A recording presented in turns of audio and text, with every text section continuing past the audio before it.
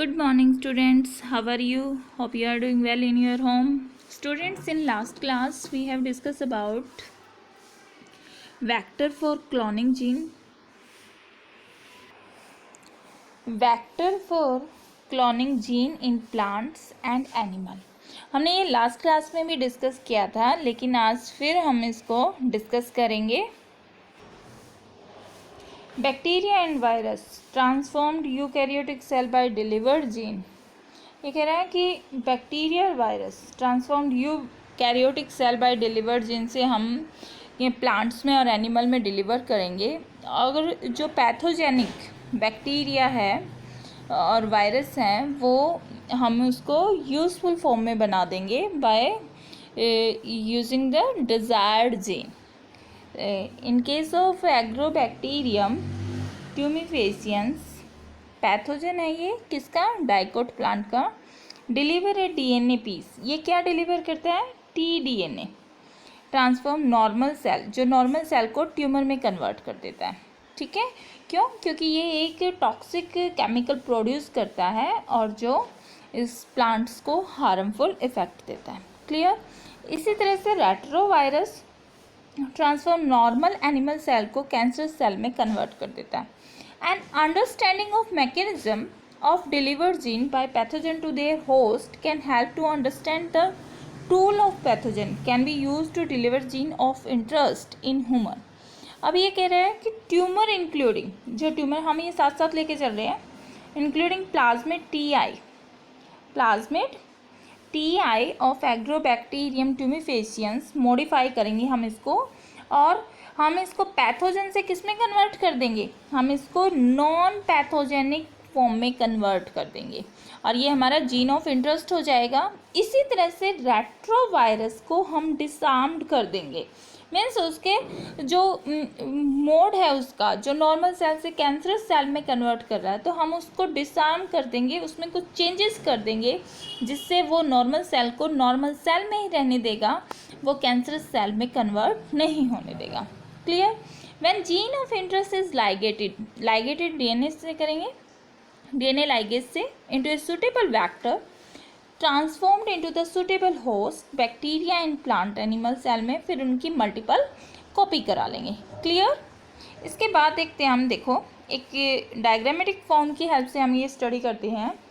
एग्रोबैक्टर ट्यूमेफेसियंस, ये हमने प्लांट यहाँ इस कल्चर में होस्ट करा रखा है.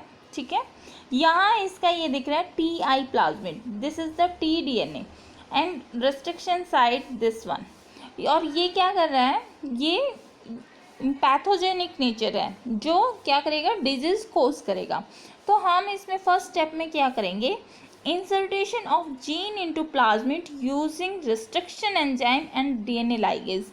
मतलब हम अपना डिजायर्ड जीन, ये वाला DNA containing gene for desired rate, ये रेड कलर का जो आपको नज़र आ रहा है, डिजायर्ड जीन हम इसके अंदर इंसर्ट कर देंगे. इंसर्ट मीन्स इसको इसके अंदर डाल देंगे और हम इसको रिकम्बिनेंट जीन बना देंगे. ये देखो टीआई प्लाज्मिड के अंदर इंसर्ट किया तो ये वाला फॉर्म इस तरह से इंसर्ट हो गया.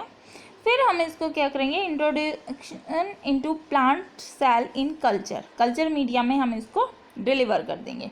ठीक है, तो प्लांट सेल के अंदर ये वाला जीन साथ में आ गया, this one and this one. तो ये T DNA carrying new gene with in the plant. ठीक है, और फिर रीजनरेशन ऑफ प्लांट्स आया और हमें न्यू प्लांट की फॉर्मेशन हो गई. और अब जो ये प्लांट्स हमें मिला है, ये क्या है? ये नॉन पैथोजेनिक फॉर्म में है, ये डिजीज फ्री जीन बनेगा. हमें इसमें क्या किया है कि ये जो डीएनए था, टी डीएनए, इसको इनएक्टिवेट कर दिया, इंसर्टेशनल इनएक्टिवेशन कर दिया. मतलब हमने अपना डिजायर्ड जीन इसके अंदर डाला और इसकी एक्टिविटीज़ को इनएक्टिवेशन फॉर्म में कन्वर्ट कर दिया. इससे हमारा जो प्लांट मिलेगा वो डिजीज फ्री प्लांट मिलेगा, ट्यूमर फ्री प्लांट मिलेगा, और ये डाइकोट प्लांट में होता है. क्लियर? अब हम डिस्कस करते हैं ये कि ये एक एनिमल सेल है रेट्रोवायरस. रेट्रोवायरस क्या होता है? जो रिवर्स डीएनए से रिवर्स आरएनए से रिवर्स डीएनए बना दी, उसको बोलते हैं रेट्रोवायरस। तो जैसे ये वायरस सेल के अंदर एंटर हुआ, होस्ट सेल है ये, और ये वायरल डीएनए रिवर्स ट्रांसक्रिप्टेज दिखाता है, आरएनए डीएनए हाइब्रिड फॉर्म दिखाई इसने, फिर ये डीएनए हमारा यहाँ सेल के न्यूक्लियस में एंटर करेगा और ये हमें न्यू ट्रेड हमें इस तरह से मिल गए, क्रोमोसोमल डीएनए। और फिर ये न्यू डीएनए स्ट्रैंड जो हमें मिला है एमआरएनए, डीएनए से एमआरएनए, तो फिर ये दोबारा से अपनी न्यू प्रोजेनी बनाएगा ये वाला वायरस, और ये सेल से इस तरह से बाहर निकल जाएगा। तो हमें ये वाली नॉर्मल सेल से कैंसरस सेल में कन्वर्ट होता है, तो हमें इसको क्या करना है, नॉर्मल सेल को नॉर्मल सेल में रखना है। तो कैसे करेंगे, जो अब वायरस यहाँ पे इन्फेक्शन कोज कर रहा है उसको डिसआर्म कर देंगे। जो इसका स्ट्रक्चर है, जो ये आरएनए वाला रिवर्स ट्रांसक्रिप्टेज वाला, इसके स्ट्रक्चर को ही हम डिस्क्रिप्ट कर देंगे, डिसआर्म कर देंगे, ठीक है, इसी में हम चेंज कर देंगे। और फिर ये चेंज होने के बाद इसको वो प्रॉपर सीक्वेंस नहीं मिल पाएगा और ये अपना पूरा प्रॉपरली वर्क नहीं कर पाएगा। क्लियर? जैसे r DNA should enter the cell to transformed cell, but DNA देखो ये कॉम्पिटेंट सेल में हमने कुछ चेंजेस लेके आने। कॉम्पिटेंट होस्ट सेल है for transformation with r DNA. तो डीएनए जो होता है हमारा हाइड्रोफिलिक नेचर होता है, ठीक है। और student, now we study about the competent host for transformation in with r DNA. Student, DNA का जो नेचर है इज हाइड्रोफिलिक इन नेचर। ये सेल मेम्ब्रेन को एंटर नहीं कर पाता because cell membrane is made up of phospholipid and host should be made competent to make up DNA vector। तो हमें क्या चाहिए, DNA वेक्टर चाहिए DNA को ट्रांसफॉर्म करने के लिए, ठीक है। अब ये कह रहा है इसके लिए हमें डिफरेंट टेक्निक यूज़ की जाती है to make host competent. Firstly chemical treatment. Chemical treatment में क्या होगा, treating host bacteria with specific concentration of divalent cation, calcium की ये डाइवैलेंट कैटायन फॉर्म है। इससे क्या होगा कि डीएनए की परमिएबिलिटी बढ़ जाएगी, ठीक है। परमिएबिलिटी में क्या होगा कि जो ये सेल मेम्ब्रेन है, तो यहाँ सेल मेम्ब्रेन पे यहाँ आकर ये आकर अट्रैक्ट हो जाएगा, ठीक है। और जब हम इसको हीट शॉक देंगे या आइस क्यूब में रखेंगे, आइस मीडियम में, तो ये क्या होगा कि डीएनए की परमिएबिलिटी को बढ़ा देगा। Clear student?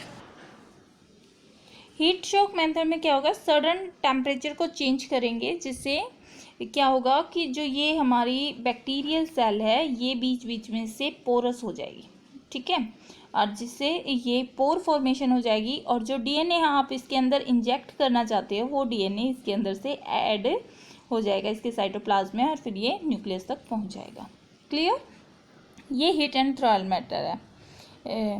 फिर इसके बाद incubation of host r DNA on ice में 0 डिग्री सेल्सियस, और फिर एकदम से किस में रखा जाता है, हीट वाले चैम्बर में रखा जाता है जहाँ 42 डिग्री सेल्सियस रहता है। फिर उसके बाद दोबारा से आइस में होता है, पहले आइस, हीट, देन फिर आइस। Enable bacteria to take up r DNA, इस तरह से आर डीएनए की वो इनटेक कर लेगा। नेक्स्ट मेथड है माइक्रो इंजेक्शन। माइक्रो इंजेक्शन क्या होता है, ये कॉमन यूज़ होता है एनिमल सेल में, and biolistic and gun method ये प्लांट सेल में यूज़ किया जाता है। ये एक इंस्ट्रूमेंट है जिसमें आर डीएनए को डायरेक्टली एक माइक्रो इंजेक्शन की फॉर्म में न्यूक्लियस, होस्ट सेल के न्यूक्लियस में इंजेक्ट कर दिया जाता है। बायोलिस्टिक में भी क्या होता है, होस्ट सेल बम्बारमेंट होते हुए with high velocity micro particle से, गोल्ड या फिर टंगस्टन के वो माइक्रो पार्टिकल की एक फिल्म होती है उनके पास, और जिसके ऊपर वो डिज़ायर्ड डीएनए को लगा लेते हैं साथ में उसको, और फिर एकदम से क्या करते हैं, रिकम्बिनेंट डीएनए की कोड को प्लांट सेल के अंदर इंजेक्ट कर देते हैं। क्लियर?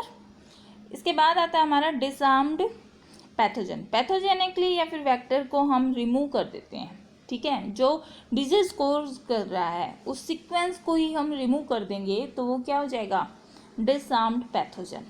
ठीक है, disarmed pathogen vector allowed to infect host and transfer RDNA. This is the diagram of introduction of recombinant DNA. इसमें क्या होता है कि होल्डिंग पिपेट की हेल्प से हमने एक ये सेल को कैप्चर कर रखा है, पकड़ रखा है, और फिर माइक्रो इंजेक्शन की हेल्प से ये नीडल के थ्रू हमने इस लिक्विड फॉर्म में हमने यहाँ पे डीएनए को इंजेक्ट कर रखा है और हम इसके न्यूक्लियस में ट्रांसफ़र कर देंगे। This is the one technique of micro injection. And then this is the biolistic gun में क्या होगा कि हमने एक ये प्लांट लीव ले लिया, डाइकोट लीव, और ये इस तरह से हमने इसको होल्डिंग किया और ये बायोलिस्टिक जीन गन की हेल्प से हमने डिज़ायर डीएनए को इसके अंदर इंजेक्ट कर दिया। Clear student? अब इसके बाद आती है हमारी process of recombinant DNA technology कि पूरी प्रोसेस किस बेस पर चलती है। सबसे पहले हमने जेनेटिक मटेरियल ऑफ डीएनए का आइसोलेशन करना है। आइसोलेशन मीन्स हमें वो रिसीव करना है, जो डीएनए हमें आगे इंजेक्ट करना है, ट्रांसफ़र करना है। तो हमने सबसे पहले डीएनए को लिया, देन हम fragment of DNA by restriction endonuclease, जो डिज़ायर डीएनए है आरई की हेल्प से हम उसको कट करेंगे। क्लियर? फिर उसका isolation of desire DNA fragment, उसका आइसोलेशन जो आरई से हमने ये डीएनए यूज़ किया है उसके फ्रेगमेंट का हम आइसोलेशन करेंगे। Then ligation of DNA fragment into a vector and DNA ligation कैसे करेंगे? डीएनए लाइगेज की हेल्प से, लाइगेज एंजाइम की हेल्प से, ये तो आपको याद हो गया होगा।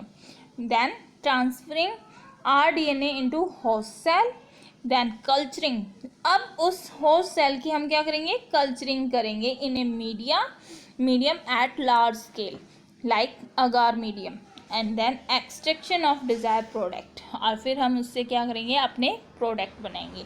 ये पूरी प्रोसेस है रिकम्बिनेंट डीएनए टेक्नोलॉजी की, और इनके वन बाय वन हम नेक्स्ट क्लास में करेंगे। आज की क्लास में इतना ही। Thank you and have a nice day student.